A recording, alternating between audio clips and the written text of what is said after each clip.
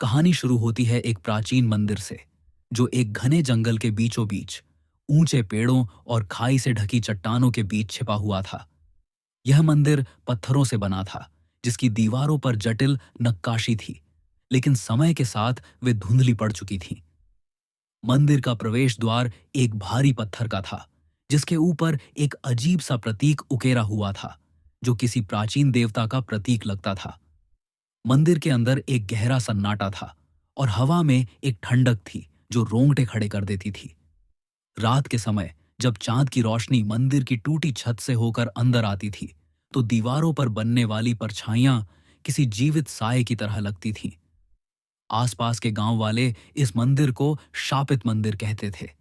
उनका मानना था कि यहां कोई दुष्ट शक्ति वास करती है, जो रात में जाग उठती है, और जो भी इसके अंदर जाता है वह कभी वापस नहीं लौटता। कहते हैं कि यह मंदिर सैकड़ों साल पुराना था। इसे एक प्राचीन साधु ने बनवाया था, जो एक रहस्यमयी देवता की पूजा करता था। लेकिन कुछ गलत अनुष्ठानों के कारण उस देवता के बजाय एक दुष्ट शक्ति ने मंदिर पर कब्जा कर लिया। गांव के बुजुर्गों की माने तो इस मंदिर में किए गए अनुष्ठान इतने भयावह थे कि उन्होंने मंदिर को शापित कर दिया। साधु और उसके अनुयायी एक एक करके रहस्यमयी तरीके से गायब हो गए, और तब से मंदिर खाली पड़ा था। लेकिन लोग कहते थे कि उनकी आत्माएं अभी भी मंदिर के गलियारों में भटकती है, अपनी गलतियों की सजा भुगतते हुए। एक रात की बात है, जब आसमान में काले बादल छाए थे और हल्की बारिश की बूंदें जंगल को भिगो रही थीं। गांव का एक जिज्ञासु युवक, जो प्राचीन इतिहास में रुचि रखता था, मंदिर के रहस्य को सुलझाने का फैसला करता है। उसने अपने साथ एक टॉर्च, एक नोटबुक और एक पुराना तावीज लिया, जो उसकी दादी ने उसे दिया था।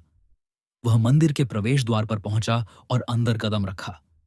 जैसे ही वह अंदर गया, प्रवेश द्वार का पत्थर धीरे धीरे बंद हो गया। मंदिर के अंदर ठंडी हवा का एक झोंका आया, जो किसी के सांस लेने जैसा लगता था।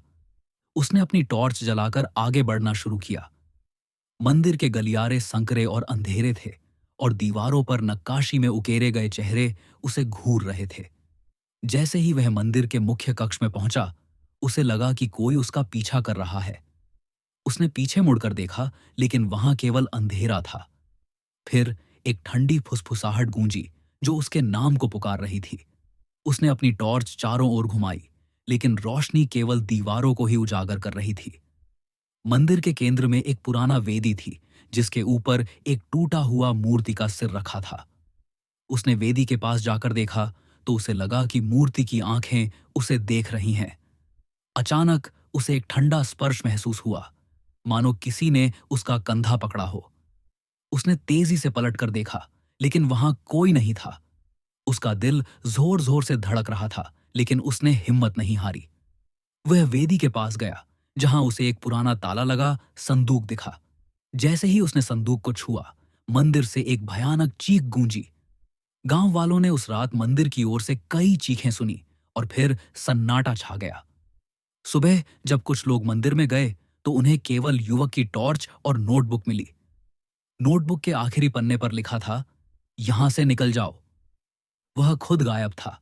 समय के साथ मंदिर की कहानियां और डरावनी होती गईं। कुछ लोगों ने दावा किया कि उन्होंने मंदिर के प्रवेश द्वार पर एक साए को देखा, जो एक साधु की तरह लगता था।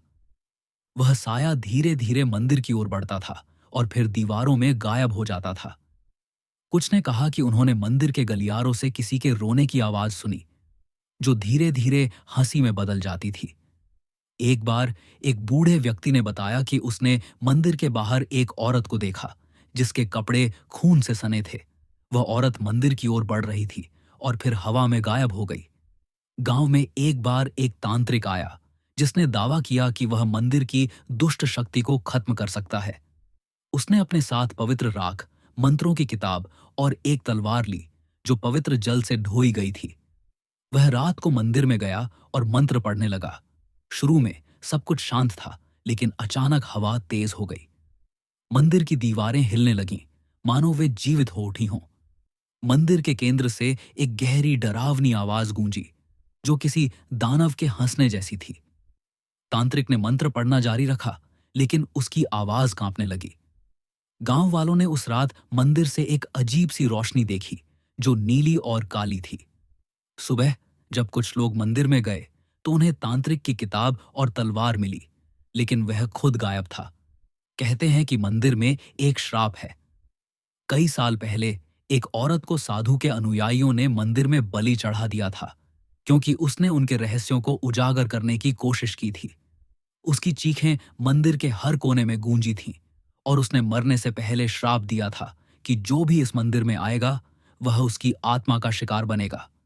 कुछ लोग कहते थे कि वह औरत आज भी मंदिर में भटकती है, अपने हत्यारों का पीछा करते हुए। उसकी आत्मा का गुस्सा इतना भयानक था कि वह हर उस व्यक्ति को अपने साथ ले जाती थी जो रात में मंदिर में प्रवेश करता था। रात के समय जब मंदिर पर धुंध छा जाती थी तो इसके गलियारों में अजीब सी छायाएं नाचती थीं। हवा में फुसफुसाहट सुनाई देती थी जो कभी किसी के नाम पुकारती थी तो कभी किसी गीत का टुकड़ा गुनगुनाती थी। गांव वाले कहते थे कि अगर आप रात में मंदिर के पास से गुजरें और ध्यान से सुने तो आपको अपने नाम की पुकार सुनाई देगी, लेकिन अगर आप उस पुकार की ओर गए तो आप कभी वापस नहीं लौटेंगे।